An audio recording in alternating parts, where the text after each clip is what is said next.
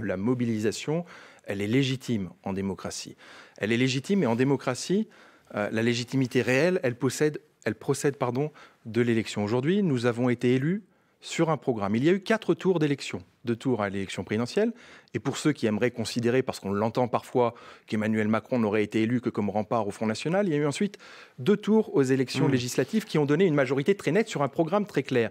Je vous le répète, peut-être que c'est révolutionnaire en France. Vous les trouvez antidémocratiques, ces manifs, c'est que vous dites en révolutionnaire substance en France en 2017, mais nous allons appliquer le programme pour lequel nous avons été élus. Ensuite, qu'il y ait des inquiétudes, des craintes, une forme de suspicion par rapport à telle ou telle mesure qui pourrait être menée, nous devons l'entendre, bien sûr.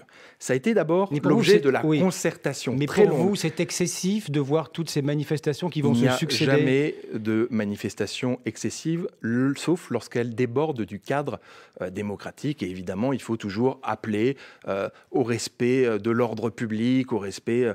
Donc il y a une petite différence. Le 25, là, ce sont les fédérations, 25 septembre, les fédérations FO et CGT Transport qui appellent à bloquer les routes, notamment les dépôts de carburant. Là, on entre dans un cadre qui devient illégitime pour vous? Le blocage du pays ne me paraît pas être dans le cadre de l'expression démocratique. Mais donc la force de l'ordre, on libérera les barrages. Ma position est de vous dire que quand il y a un blocage de cette nature-là, il faut pouvoir l'empêcher. Ça passe par un dialogue en amont et ça passe, si le blocage perdure, par des interventions chaque aval. fois, Hugues Rançon, chaque fois qu'il y a blocage de dépôts de carburant, il y a un discours musclé de la part des pouvoirs publics et il ne se passe jamais rien. Écoutez, aujourd'hui, il n'y a pas encore Vous êtes en mesure de nous dire là que si d'aventure ça se produit, il faut envoyer la force publique? La méthode de gouvernement qui est la nôtre, c'est celle de pouvoir discuter le plus en amont, de pouvoir échanger, de pouvoir enrichir nos projets. C'est ce qui a été fait sur les ordonnances et le texte du dialogue social.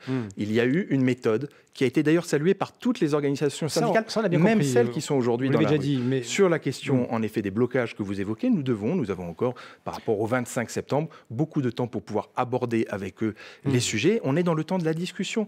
Mais les expressions démocratiques doivent pouvoir se faire dans un cadre démocratique. Et c'est évidemment notre position aujourd'hui.